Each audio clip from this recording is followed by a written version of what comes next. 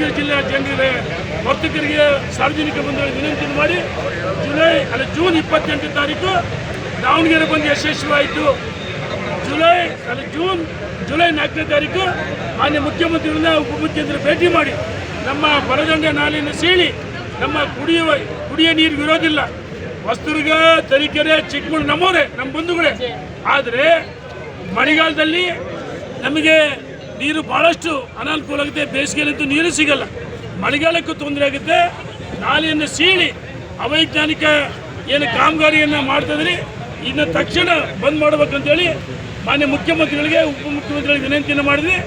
ಅದು ಎಲ್ಲೋ ಒಂದು ಕಡೆ ಈ ಸರ್ಕಾರ ಮುಖ್ಯಮಂತ್ರಿ ಉಪಮುಖ್ಯಮಂತ್ರಿಗಳು ಮತ್ತೆ ಕುರ್ಚಿ ಕದನ ನಡೀತಾ ಇದೆ. ಸಂಘರ್ಷ, ಅಧಿಕಾರಕ್ಕೋಸ್ಕರ ಹೋರಾಟ. ಇವತ್ತು ಸಹಸ್ರಾರು ಸಂಖ್ಯೆಯಲ್ಲಿ ನಾವೆಲ್ಲ ಹೋರಾಟವನ್ನು ಮಾಡ್ತಿದ್ವಿ. ಅದೇ ರೀತಿ ಜುಲೈ 29ನೇ ತಾರೀಕು ಶಿವಮೊಗ್ಗ ನೀರಾವರಿ ಮುಖ್ಯ ಅಭಿಯಂತರ ಕಚೇರಿಯಲ್ಲಿ ಮುಖ್ಯ ಹಾಕಿದ್ವಿ. 500-6,000 ಜನ.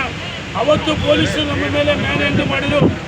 ಮೊನ್ನೆ ದಿವಸ ತೀರ್ಮಾನ ಮಾಡಿ ನಾವೆಲ್ಲ ಉಪಮುಖ್ಯಮಂತ್ರಿಯವರ ನಿವಾಸವನ್ನು ಮುತ್ತಿಗೆ ಹಾಕಬೇಕಂತ ಹೇಳಿದ್ರೆ ಕಳೆದ 2 ದಿವಸಗಳಿಂದ ಪೊಲೀಸರು ಅನಗತ್ಯವಾಗಿ ನಮ್ಮ ಹಳ್ಳಿ ರೈತರುಗಳಿಗೆ, ಮುಖಂಡರುಗಳಿಗೆ ನೋಟಿಸ್ ಕೊಟ್ಟು ಅವರ ಏನು ಹೋರಾಟಕ್ಕೆ ಬಂದಿರ್ತಕ್ಕಂಥ ಜನರನ್ನು ತಡೆಯತಕ್ಕಂಥ ಒಂದು ಪ್ರಯತ್ನವನ್ನು ಮಾಡಿದರೆ ನೋಟಿಸ್ನಲ್ಲಿ ಬೆದರಿಕೆಯನ್ನು ಹಾಕಿದರೆ ಆದರೆ ಈ ಪೊಲೀಸ್ ಬೆದರಿಕೆಗೆ ಚೆಕ್ಕಲ್ಲ ಬಗ್ಗಲ್ಲ.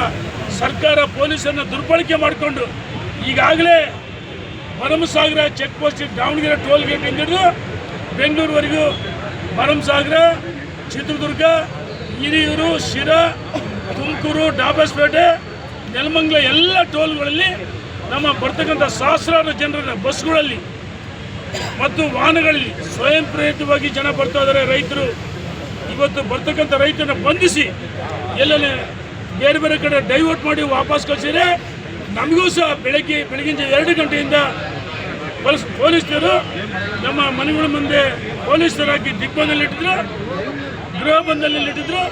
ಇದನ್ನು ಬೇಯಿಸಿ ನಾವೆಲ್ಲ ನಮ್ಮ ಮಾಜಿ ಶಾಸಕ ಬಸವರಾಜ ನಾಯ್ಕ ಇರ್ಬೋದು, ಯುವ ಮುಖಂಡರ ಮಾಡಾಳ್ ಮಲ್ಲಿಕಾರ್ಜುನ್ ಇರ್ಬೋದು, ಲೋಕಿಕೆರೆ ನಾಗರಾಜು ಉತ್ತರದ ಸ್ಪರ್ಧೆ ಮಾಡಿದರು, BG ಅಜಯ್ ಕುಮಾರ್ ದಕ್ಷಿಣದ ಸ್ಪರ್ಧೆ ಮಾಡಿದರು, ಹರಿಯಾಣ ನಮ್ಮ ಮುಖಂಡರಾದ ಚಂದ್ರಶೇಖರ್ ಪೂಜಾರು, ಕಡಲೆಬಾಳ್ ಧನಂಜಯ್, ಅನೇಕ ಬಸವರಾಜ ನಾಯ್ಕ ಮಾಜಿ ಶಾಸಕರು ಎಲ್ಲ ಮುಖಂಡರು ನಮ್ಮನ್ನು ಗೃಹ ಬಂಧನದಲ್ಲಿರ್ತಕ್ಕಂಥ ಪ್ರಯತ್ನ ಮಾಡಿದರು. ಪೊಲೀಸರು ನಾನು ಕೇಳ್ತೀನಿ ರಕ್ಷಣಾ ಇಲಾಖೆಯವರಿಗೆ, ನಾವೇನು ಪಾಕಿಸ್ತಾನದ ಬಂದು ಭಯೋತ್ಪಾದಕರ, ನಕ್ಸಲೈಟ್ಸ್, ಉಗ್ರಗಾಮಿಗಳ, ಅದೇ ನೀವು ಸರ್ಕಾರದ ಪ್ರತಿನಿಧಿಗಳು ಏಜೆಂಟ್ರಾಗಿ ಕೆಲಸ ಮಾಡಬೇಡಿ. ನಾನು ಹೇಳ್ತಿದ್ದೀನಿ, ಮೊನ್ನೆ RCB ಕಾಲ್ಪನಿಕೆ ಕೊಡೋದಾಗ ಸಸ್ಪೆಂಡ್ ಆದ್ರಿ, ಇದನ್ನ ಮರಿಬಾರ್ದು.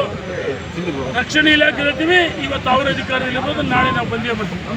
ನಮ್ಮ ರೈತರ ಹೋರಾಟವನ್ನು ಅತ್ಯುಕೃತ ಪ್ರಯತ್ನ ಈ ಸರ್ಕಾರ ಮಾಡಿದ್ರೆ ಈ ಸರ್ಕಾರ ವಿರುದ್ಧವಾಗಿ ನಮ್ಮ ಜನ ಬರ್ತಾ ಇದ್ದಾರೆ. ಇನ್ನು ಈ ಹೋರಾಟ ನಿಲ್ಲಲ್ಲ, ಎಲ್ಲ ಹಂತದ ಹೋರಾಟಕ್ಕೆ ಸಿದ್ಧವಾಗಿದ್ದೀವಿ ಅಂತ ಸರ್ಕಾರಕ್ಕೆ ಸಾವಿರಾರು ಜನ ರೈತರನ್ನ ಗಾಡಿ ಸೀಸ್ ಮಾಡಿದ್ದಾರೆ ಅಂತ ಹೇಳಿ ರೈತರಿಗೆ ಪೊಲೀಸ್ ಅಧಿಕಾರಿಗಳಿಗೆ ಮನವಿ ಮಾಡ್ತೀರಿ. ಇನ್ನೂ ರೈತರು ಬರ್ತಾ ಇದ್ದಾರೆ, ಎಲ್ಲ ಕಡೆ ತಡೆದರೆ ಬರ್ತಾ ಇದ್ದಾರೆ. ನಾವು ಮುಖ್ಯಮಂತ್ರಿಗಳ ಉಪಮುಖ್ಯಮಂತ್ರಿಗಳ ನಿವಾಸ ಮುತ್ತಿಗೆ ಖಚಿತ ನಿಶ್ಚಿತ. ಇನ್ನೊಂದು, ಸಿದ್ದರಾಮಯ್ಯನವರೇ ಯಾರಿಗೆ ಕಿವಿ ಮೂಡಿಸಬಹುದು? ಮಾನ್ಯ ಸಿದ್ದರಾಮಯ್ಯನವರೇ ಭಾಳ ಆರ್ಥಿಕತೆ ಎಂಥ ಅನುಭವ ಇದೆ. ಆದರೆ ನೀವು ಈಗ 500 ಕೋಟಿ ಮಹಿಳೆಯರು ಈಗಾಗಲೇ ಉಚಿತವಾಗಿ ಬಸ್ಸಿನಲ್ಲಿ ಪ್ರಯಾಣ ಮಾಡಿದೆ ಅಂತ ಹೇಳಿ ಇವತ್ತು ಕಾರ್ಯಕ್ರಮ ರೈತರು ಬೀದಿಗಿಳಿಸಿದ್ರಿ.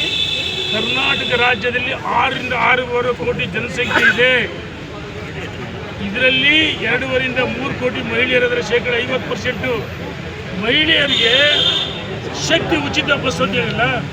ಗ್ರಾಮೀಣ ಪ್ರದೇಶದಲ್ಲಿ ಕರ್ನಾಟಕ ರಾಜ್ಯ ರಸ್ತೆ ಸಾರಿಗೆ ಸಂಸ್ಥೆ ಬಸ್ಗಳಿಲ್ಲ, ತಾಲೂಕು ಕೇಂದ್ರಗಳು, ಹಳ್ಳಿಗಳು ರಸ್ತೆಗಳಿಲ್ಲ. ಕೇವಲ ರಾಷ್ಟ್ರೀಯ ಹೆದ್ದಾರಿ, ರಾಜ್ಯ ಹೆದ್ದಾರಿ, ಜಿಲ್ಲಾ ಹೆದ್ದಾರಿಗಳು ಮಾತ್ರ ಉಚಿತವಾಗಿ ಮಹಿಳೆಯರು ಪ್ರವಾಸವನ್ನು ಮಾಡಿದರೆ ನಿಮ್ಮ ಸ್ವಾರ್ಥಕ್ಕೋಸ್ಕರ ಬಿಟ್ಟಿ ಭರವಸೆ ಘೋಷಣೆ ಮಾಡಿ ಜನರಿಗೆ ಮಕ್ಕಳು ಟೋಪಿ ಹಾಕ್ತೀರಿ. 500 ಕೋಟಿ ಎಲ್ಲಿಂದ ಪ್ರಯಾಣ ಮಾಡಿದರೆ ಅಂತ ದಾಖಲೆ ಸಮಿತಿ ಬಿಡುಗಡೆ ಮಾಡಬೇಕು. ಇದು ಜನರ ಕಿವಿಗೆ ಹೂ ಮುಡ್ತಕ್ಕಂಥ ಕೆಲಸವನ್ನು ಮಾಡ್ತೀರಿ. ಈ ಸರ್ಕಾರಕ್ಕೆ ಪಂಚೇಂದ್ರಿಯಗಳಿಲ್ಲ, ನೋಡುವುದಕ್ಕೆ ಕಣ್ಣುಗಳಿಲ್ಲ, ಕೇಳುವುದಕ್ಕೆ ಕಿವಿಗಳಿಲ್ಲ, ಪಂಚೇಂದ್ರಿಯಗಳಿಲ್ಲ ಸರ್ಕಾರ. ಅದಕ್ಕೋಸ್ಕರ ಧಿಕ್ಕಾರವನಿಗೂ ನಮ್ಮ ಮುಂದೆ ಎಲ್ಲ ನಮ್ಮ ರೈತರು ಬರಲಿ, ಮುಖ್ಯಮಂತ್ರಿಗಳ ಉಪಮುಖ್ಯಮಂತ್ರಿಗಳ ನಾವು ನಿವಾಸವನ್ನ ಮುತ್ತಿಗೆ ಹಾಕ್ತೀವಿ ಅಂತ ಹೇಳಿ ಸರ್ಕಾರಕ್ಕೆ ಎಚ್ಚರಿಕೆಯನ್ನು ಕೊಡ್ತೇವೆ. ನಮ್ಮ ಹೋರಾಟ ನಿಲ್ಲಲ್ಲ. ಯಾವುದೇ ರೈತರು ನಾವು